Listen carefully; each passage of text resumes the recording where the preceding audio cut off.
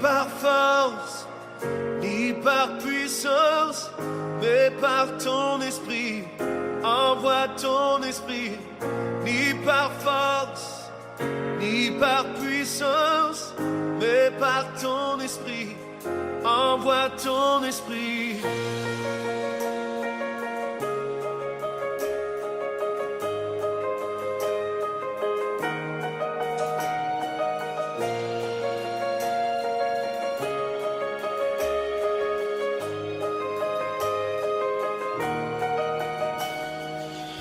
Ils ont commencé à devenir tristes.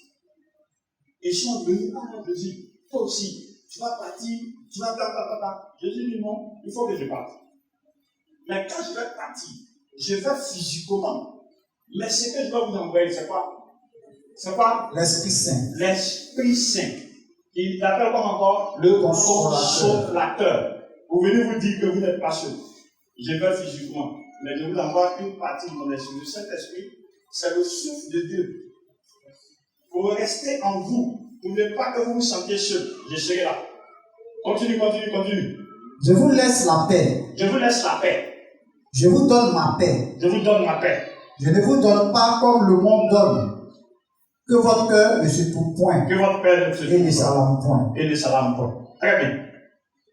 Quand on prend la Bible, dans le livre des Actes des Apôtres, à partir du chapitre 2, tout est recensé là par rapport à la Pentecôte. Pentecôte, ça veut dire 50e. Pentecôte, ça veut dire 50e. Au prime abord, la fête de la Pentecôte existait. Ce n'est pas les apôtres qui sont venus avec la fête de la Pentecôte. Parce que quand vous lisez les livres des Actes des Apôtres, on dit quoi? Le jour de la Pentecôte, lorsque le jour de la Pentecôte arriva, donc ça existait. Mais quel était le sens de la Pentecôte? Dans les 50e jours avant, c'était une fête où, quand le peuple d'Israël commençait à moissonner tout ce qu'ils avaient planté, les premiers fruits qu'ils avaient, ils venaient les offrir à Dieu. Donc, c'était une fête des semences et de la moisson. Ça, c'est d'abord. Donc, c'était une fête agricole. On présentait les prémices à Dieu. Donc, si nous voulons revenir à l'Ancien Testament, normalement, le jour de la Pentecôte, on devait faire des actions de grâce.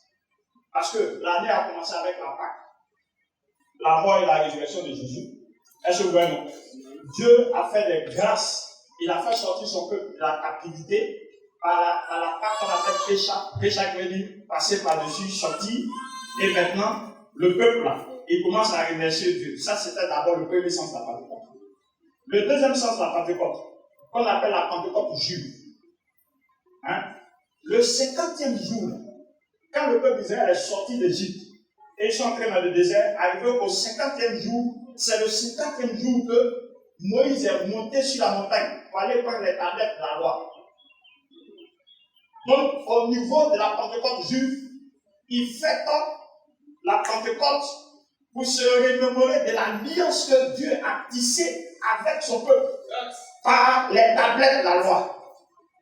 Donc, le 50e jour, là, Moïse est monté et puis il est redescendu avec les tables de la loi. Donc, avec la Pentecôte juive, la fête juive, c'est ce que nous faisons. Maintenant, quand on vient au niveau des chrétiens, la Pentecôte, comme les autres ont dit, c'est l'anniversaire de l'arrivée, si vous voulez, la manifestation de cet esprit sur les apôtres. Et on vous décrit ça. On dit ce jour-là, ils étaient à la chambre haute. Quand ils sont arrivés à Israël, ils sont arrivés à la chambre haute. Et il y a deux lieux qui m'ont marqué en Israël. Le premier lieu, c'était à la piscine de Bethesda. Quand je suis arrivé, j'ai senti la présence de Dieu. J'ai vu même des anges là. Et puis le deuxième lieu, en tout cas, quand je suis entré à la chambre haute, c'est étage. Quand je dis chambre haute là, c'est étage. C'est étage. Et ils sont montés. Quand tu montes là-bas, il y a une lumière là-bas qui n'est pas comme les autres lumières. Tu sens véritablement la présence de Dieu. Parce que le Saint-Esprit est descendu là dans toute sa plénitude. Et on dit le jour de la Pentecôte, qu'est-ce que les apôtres ont fait? Ils étaient rassemblés, ils étaient au nombre de 100 hommes. Ils étaient rassemblés là. Allez voir sur cette vidéo. Normalement, c'est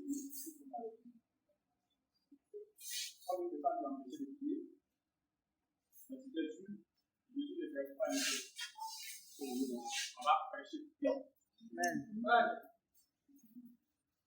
Donc, le jour de la Pentecôte, les apôtres étaient appelés. Quand Jésus est parti, tellement ils avaient peur, ils n'osaient même pas sortir.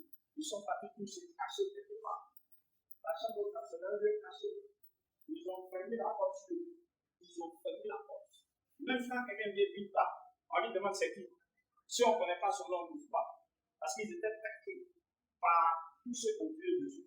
Ils ont dit le seul fait de tuer Jésus, c'était d'arrêter ce marché. Mais quand Jésus est mort, les gens ont entendu dire que Jésus est ressuscité.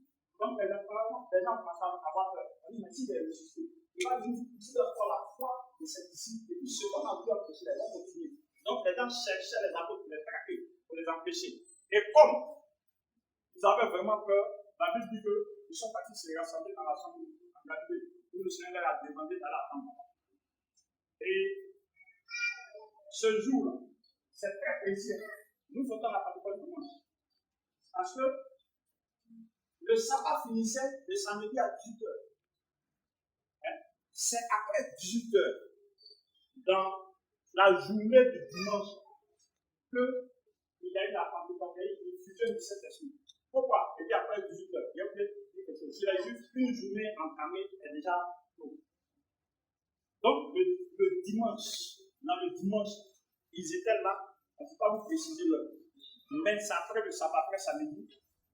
Qu'est-ce qui s'est passé? Il y a eu un bruit. Le bruit était très fort. Ça secouait le lieu. Ça a remué le lieu. La plupart du temps, quand Dieu se présente, c'est comme ça. Le lieu remue. Même s'il y a des montagnes. La montagne remue. Mais Dieu n'est pas encore venu. Il attend des 10 plus 10. Il n'est pas encore venu. Quand Dieu se présente, même les montagnes tremblent. C'est pour montrer sa puissance. Le lieu a tremblé. Et quand c'est que c'est passé comme ça, ils se sont tous rassemblés au lieu, comme s'ils avaient peur. C'est le courant qui est venu? Non, c'est pas fini. Ils se sont tous rassemblés. Automatiquement, voyons, il y a des lampes de feu. Ils sont des lampes de feu comme ça. Ils sont venus, et puis c'est dispersé. Et puis tous ces feux-là se sont posés sur la terre. De tous ceux qui étaient là-bas. Il y a vous dit quelque chose. Quand ça descendait, le feu là venait, c'était visible. Tous ceux qui sont là-bas, tu ne vois pas pourquoi, mais tu vois ce qui est sur la terre de ton ami. Donc si tu vois sur la terre de ton ami, tu dis, il y a le feu de la terre, dis toi aussi, tu vois le feu sur ta terre. Donc tous ceux qui étaient là-bas. Donc maintenant, le feu là est descendu. Et puis maintenant, qu'est-ce qu'il fait? Il commence à descendre. Au fur et à mesure qu'il descend, il monte. Et puis il s'installe. Et puis il commence à faire un travail.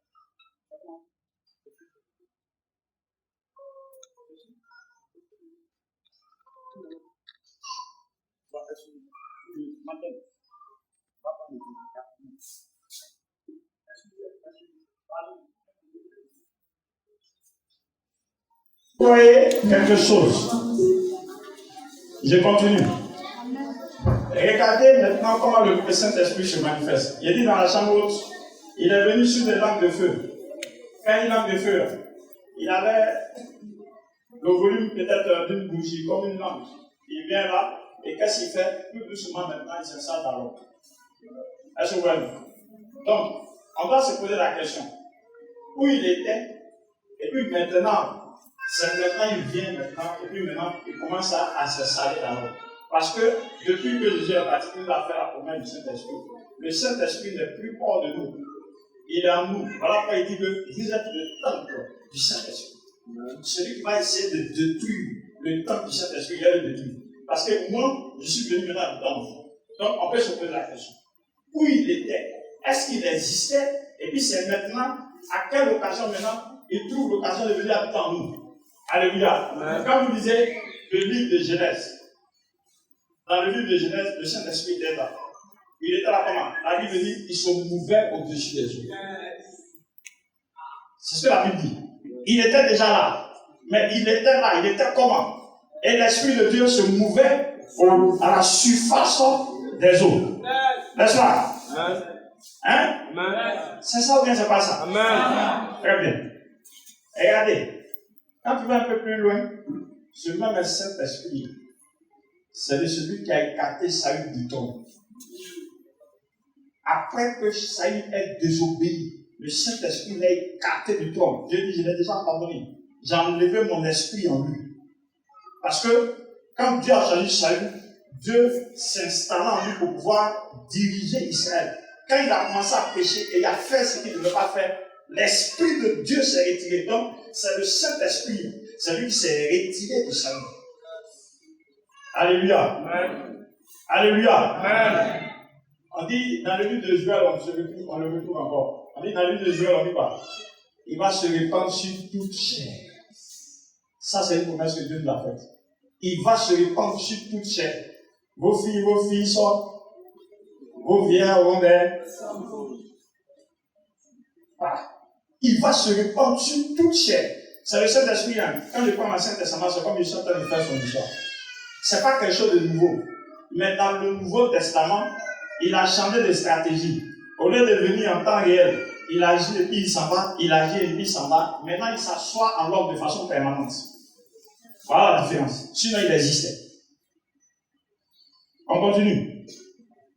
Quand on lit dans le Nouveau Testament, dans le livre de Matthieu, regardez ce qu'il fait. Il vient sous la forme d'une colombe, au sortir des eaux du baptême. On dit l'Esprit de Dieu, sous forme d'une colombe, c'est l'Esprit de Dieu. Le ciel s'est déchiré, il y a une voix qui s'est fait entendre. Quand on arrive dans le livre d'Éphésiens, on dit soyez remplis du Saint-Esprit. Le Seigneur dit d'être rempli du Saint-Esprit. Quand on arrive dans le livre de Thessaloniciens, le Seigneur dit n'éteignez pas l'Esprit. N'éteignez pas l'Esprit. Ouais, depuis le Nouveau Testament, il est en nous. N'éteignez pas l'Esprit. Quand on arrive dans Jean, il est le consolateur. Lorsqu'on prend Jean chapitre 16, allons-y. Jean chapitre 16. On s'en va? Jean chapitre 16.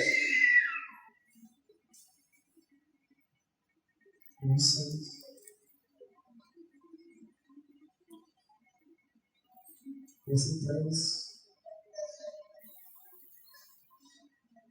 Oui, tu peux dire? Verset 13. Non, Jean, oui, vas-y. Jean 16, 13. Quand le consolateur sera venu, l'Esprit de vérité, il vous conduira dans toute la vérité. Il vous conduira dans toute la vérité. Car il ne parlera pas de lui-même. Il ne parlera pas de lui-même. Mais il dira tout ce qu'il aura entendu. Il dira tout ce qu'il aura entendu. Et nous annoncera les choses à venir. Très bien. Maintenant, en venant sur l'homme, qu'est-ce qu'il fait au fait? D'abord, il est le consolateur. Dieu est en train de dire par la présence du Saint-Esprit, il ne sera jamais seul dans tous les défis que tu vas traverser. Voilà pourquoi il est le consolateur. La Bible dit qu'il ne parlera pas de lui-même. C'est ce qu'on appelle le paraclet. Paraclet, c'est un mot qui veut dire parler de la part de quelqu'un. C'est ce que ça veut dire paraclet. C'est parler de la part.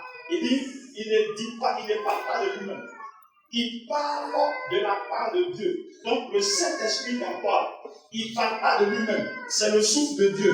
C'est la parole de Dieu. Quand tu entends quelque chose de l'Esprit, c'est Dieu qui est en train de parler. Si le Saint-Esprit est le souffle de l'Esprit, c'est la respiration de Dieu. Quand l'Esprit de Dieu est en train de te parler, c'est Dieu qui est en train de te parler. Donc si tu ne l'écoutes pas, tu ne l'écoutes pas Dieu. Il est le paraclet. Il ne parlera pas de lui-même. Mais il dira tout ce qu'il a entendu. Donc le Saint-Esprit te transfère certaines consignes de Dieu. Alléluia. Amen. Alléluia. Amen. Qu'est-ce qu'il fait encore? Le Saint-Esprit te permet de naître de nouveau. C'est la seule opération spirituellement chirurgicale que le Saint-Esprit fait. L'Esprit de Dieu te permet de naître de nouveau. Celui qui a l'Esprit de Dieu, il est né de nouveau. L'Esprit de Dieu te permet de naître de nouveau. À cause de l'Esprit que nous avons, nous sommes plus grands que Jean-Baptiste. À cause de ça, parce que ça fait de toi un co-héritier du royaume de Dieu avec Jésus-Christ de Nazareth. Il fait de toi un enfant de Dieu.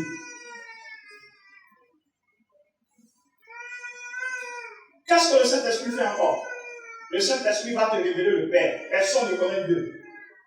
Si ce n'est que Jésus, si ce n'est que le Saint-Esprit. Le Saint-Esprit, l'autre forme du Saint-Esprit, c'est Jésus. Il dit, il m'a envoyé mon esprit. Donc, qu'est-ce que le Saint-Esprit fait? Il te révèle Dieu. C'est lui qui va te montrer qui Dieu est. Tu ne peux pas connaître Dieu si tu n'es pas aidé par le Saint-Esprit. L'Esprit de Dieu qui a mis dans nous, c'est pour nous aider à servir Dieu. Tu ne peux pas servir Dieu de toi-même. La chair est faite, l'esprit est bien disposé. Donc, en te disposant, en te soumettant au Saint-Esprit, tu vas connaître Dieu. Parce que c'est lui qui connaît Dieu. Est-ce qu'on se comprend? Amen. Est-ce qu'on se comprend? Amen. Je peux continuer? Amen. Disposez-vous, vous allez recevoir quelque chose. Qu'est-ce que le Saint-Esprit fait? Il ouvre tes yeux et tes oreilles spirituelles.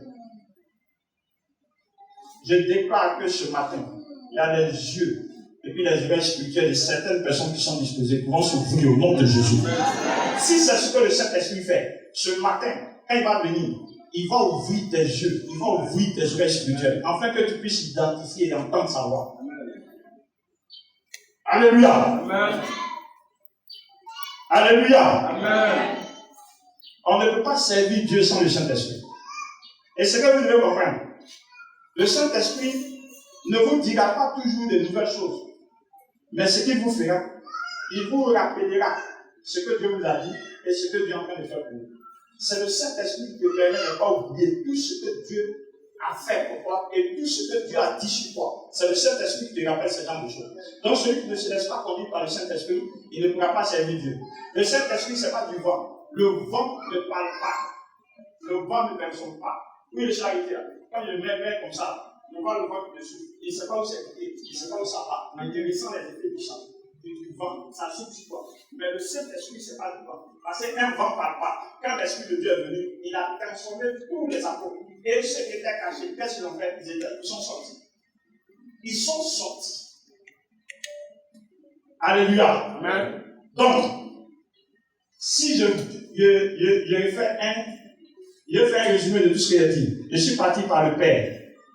Il y a besoin de deux autres personnes après. Il y a besoin de deux autres personnes. Bien. Il y a besoin d'une personne. Avec toi. Au commencement de la création, nous avons le Père. Moi, je suis le Père. Vous ne voulez pas. Je suis le Père. Je suis le Père. Il travaille. Quand vous prenez le premier verset, on dit Elohim bara. En hébreu, Elohim, ça veut dire les dieux. C'est un mot pluriel, ça veut dire les dieux. Le bara, ça veut dire créa. Normalement, si on veut parler de plusieurs dieux qu'on crée, on ne va pas dire Elohim bara. On va dire les dieux créa.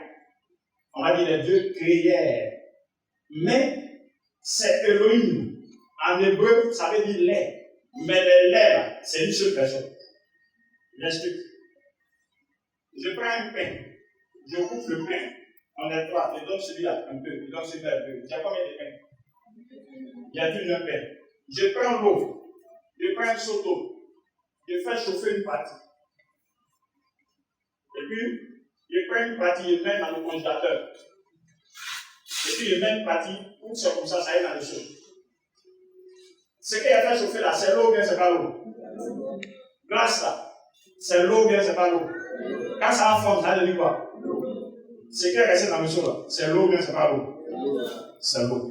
C'est comme ça un peu. Dieu avec son esprit. Quand tu vas en Israël, dans le tabernacle, le Saint-Esprit était représenté par le chandelier. Le chandelier. Voilà pourquoi Dieu avait donné aux Lévites de ne pas, ça ne doit pas s'éteindre, parce que l'Esprit de Dieu ne doit pas s'éteindre. Les deux fils d'Aaron, ils ont dormi, ils sont partis prendre une braise dans la maladie de leur maman pour venir allumer ça. Quand ils sont arrivés, tous ils sont morts. Le Seigneur les a franchis. Donc c'est comme ça, comment ça se passe? Dieu travaille. Que la terre soit, que celui-là soit, Dieu est en train de travailler. Arrivé à un moment, il a besoin de son fils pour travailler. Ça, c'est le fils. Et ça, mon fils. Non, ta barbe, ça va être.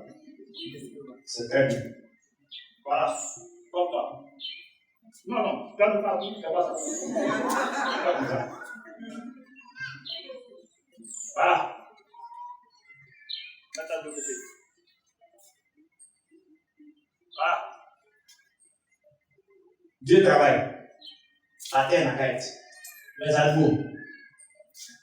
Arrivé au moment, Dieu dit bon, je travaille.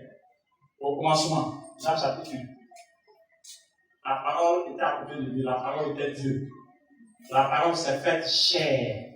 elle est venue au milieu des hommes. Les hommes ne l'ont pas reçue. La parole était Dieu. Dieu a travaillé au commencement. Il a travaillé jusqu'en... Maintenant, non. La terre, il y a des hommes là-bas, ils sont en train de faire ce qu'ils veulent.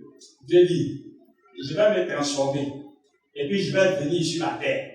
Celui que je vais venir emmener sur la terre, c'est une partie de moi. La parole s'est faite chair. Elle est venue au milieu des hommes. Ils n'ont pas répondu. Dieu dit, bon, moi, je travaille, j'ai fait la création. Mon fils, tes frères sont en bas là-bas, ils sont en train de se perdre. Il faut partir. Voilà Jésus. Jésus lève la tête. Hein? Regardez dans le temps des gens, il dit qu'il est préférable que je parte. Parce que si je ne veux pas, vous n'allez pas recevoir mon esprit. Hein? Chaque chose en son temps. C'est Jésus qui a travaillé. Il a travaillé, il a travaillé, il a travaillé. On l'a tué. Il faut qu'il parte. Maintenant il dit, restez tranquille. Je vous enverrai le Saint-Esprit. L'Esprit consolateur. L'Esprit consolateur. Il est préférable. Si je ne veux pas, je ne peux pas être partout en même temps. Il faut que je parte. On dit, tu vas où? Il dit, il m'en va à la droite du Père. Et puis, devant les gens, il est monté. Il dit, je suis parti. Quand il est parti, il a dit, il va revenir. Ce qui sous-entend qu'il est toujours là-bas. Donc, le 50e jour, il a dit aux gens d'aller à la chambre haute. Il va envoyer une partie de lui encore. Jésus a fini le travail. Il a monté le chef. Qui est là? Qui est là? Qui est là? Parlez bien. Voilà le Saint-Esprit. Il est venu. Il est descendu sur la tête des gens. Et puis il dit avant, j'étais loin. Mais maintenant, je dois être de façon permanente avec vous. Je dois vous consoler. Pour mieux consoler quelqu'un, il faut être à côté de lui.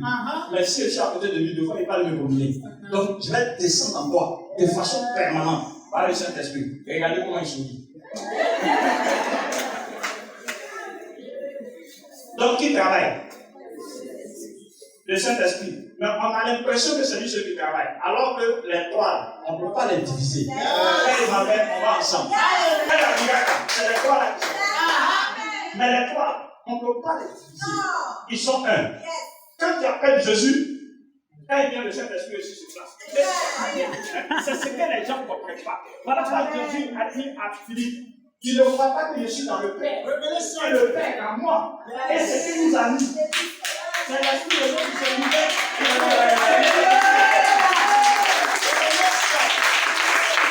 Voilà. Donc, vers la fin, le Saint-Esprit c'est qui? C'est Dieu, c'est Jésus. Jésus c'est qui?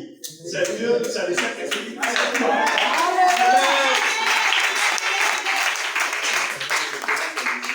Voilà. Et puis le nom c'est Dieu, le prénom c'est Jésus. Et puis l'autre prénom qui est dessus, c'est le Saint-Esprit. Mais c'est la même personne. Tu t'appelles comment? Très bien. Bateau blé, Dagobert, Rigobert. C'est la même personne. Tout ça, c'est quoi? Voilà. Il a trois noms. Est-ce qu'on peut dire un bateau blé à côté? Rigobert, c'est quoi? Dagobert aussi, c'est quoi? C'est tout. C'est la même personne. Vous là, parmi vous là, il y a des gens qui ont trois noms. Il y a des gens qui ont... Regardez l'homme. Tout homme, il a trois parties en lui. Hein? Il y a l'esprit, il y a l'âme et puis le corps. Quand quelqu'un meurt, on prend son corps, on s'en va le déposer au cimetière. Avant de mourir, Jésus a dit à la papa, Père, je remets mon esprit. Dieu reprend l'esprit. Maintenant, l'âme, c'est ça qui va en enfer. Ce qui est parti à l'enfer, c'est l'âme. Tout homme, c'est toi. Mais c'est trois personnes. Le corps, l'âme, l'esprit, c'est pas toi. Quand tu fais comme ça, tu ne sens pas qu'il y a quelque chose en toi. Quand tu prends photo, les clichés là, c'est ton âme. Et maintenant, quand ça va aller, puis le corps sort. Tu ne sais pas.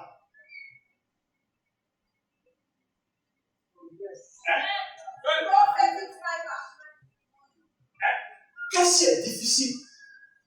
Maintenant, comme l'esprit, on ne peut pas orienter l'esprit. On ne peut pas mettre l'esprit dans une bouteille.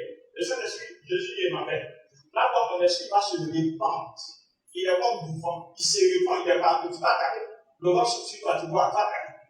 C'est pas le Saint-Esprit. Il est là, tu peux ou tu ne peux pas, il est là. Et ce matin, le chacun dit à quelqu'un. Avant qu'il commence à prier. Quand le Saint-Esprit est venu sur la route, qu'est-ce qu'il a fait? Il les a équipés La première des choses qui s'est passée, la Bible dit qu'ils ont commencé à parler à des gens. Bon, je suppose que tous ceux qui étaient dans la chambre, c'était des Yahoua. Bon, passez. Et puis, monsieur Bois. Voilà. Donc, les Yahoua sont là. Ils ne sont jamais sortis de nous. C'est pas de, c'est tout ce qu'ils disent. Ils ne comprennent pas l'autre dit. Et le type la Pentecôte, monsieur Bois commence à parler chinois. Mais c'est frère Yahoua, il n'avait plus là. Il n'est jamais sorti des mains. C'est un barbeux. Où il a appris chinois. Voilà ce que le Saint-Esprit fait. Il a commencé à les équiper en fonction du travail qu'il veut faire quoi. Il y a d'autres qui parlent anglais, il y a d'autres qui parlent arabe, il y a d'autres qui parlent anglais, il y a d'autres qui parlent anglais. En avant, il y a même plus. On nous a certains gens qui parlent comme ça. Ça se peut que c'est super clair. Et on dit, on est en train de prier à l'état des pasteurs. On est en train de prier. Au début, jusqu'à la fin. On est en train de prier. On avait dit qu'on était en train de prier. On priait jusqu'à le diable montagne qui est venu. Il y a quelqu'un qui m'a appelé ici. On dit qui t'a appelé. Il dit non, lui passait. Il a attendu, c'est comme on disait, on parlait de lui. On a dit le nom de ses parents. Donc lui il est venu. On dit Joe, nous on n'a pas appelé ici. On a dit, vous mentez.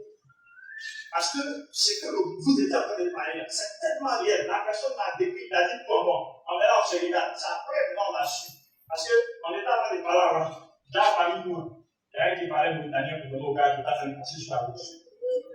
Ça a révélé sa vie. Ça a révélé sa vie. C'est pas des convicts, ce sont des choses de rien. Le gars est venu. Il dit non, ce que vous avez dit, c'est tellement vrai. Donc, votre Dieu, là, je vais le servir. Il y a un pasteur burkinabé. Lui, il ne parle pas français. Il est dans le là-bas. Lui, c'est un beau chemin il parle. Il est parti régulièrement sur l'église. Il y a une convention de 10 grammes, 40 grammes de lait. Quand le gars est parti pendant la convention, tous les 3 jours de la convention, c'est de ceux qui ne comprennent pas français. Ils ne comprennent pas anglais. Ils se sont brûlés. Quand on devait prêcher, lui, il entendait ça mourir. Pendant les 3 jours, il a entendu le dernier jour, il est parti à l'ouest. Il ne dit pas devant l'homme de Dieu. Il s'en est là-bas. S'il dit l'homme de Dieu, qu'est-ce qu'il dit? Regardez, non. Pendant les 3 jours, il a parlé pour les filles. En son temps, tu parles. Il sait que tu es mourir. Le monsieur dit quoi? Le gars parle anglais. Ils ont pris quelqu'un qui est venu traduire. On dit, le monsieur a dit, pendant les 3 jours, il a parlé pour lui. Il dit, moi. Il est de quel pays? On dit, Burkina. Le Côte-d'Ivoire, il n'a jamais entendu parler de Burkina Faso. Et puis, il va parler pour lui. Tout le monde était là pour ça. Et puis, on s'est rendu compte que c'était le Saint-Esprit qui devait faire quelque chose. Qu'est-ce qu'il fait? Il est là. Et quand le Saint-Esprit descend, ça peut t'équiper. Quand Dieu t'aime, il veut t'amener à ne pas t'éloigner de lui. Il se manifeste sur toi sous une forme de Saint-Esprit. Et il te donne quelque chose. Ce qu'il t'a donné, c'est ce qui va te permettre de changer ta destinée. Parce que quand Dieu veut élever quelqu'un, il lui fait des dons. Ce n'est pas l'argent qu'il lui donne, c'est des dons qu'il lui fait.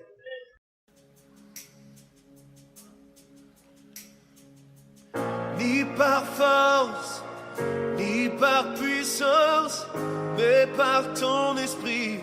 Envoie ton esprit, ni par force, ni par puissance, mais par ton esprit. Envoie ton esprit.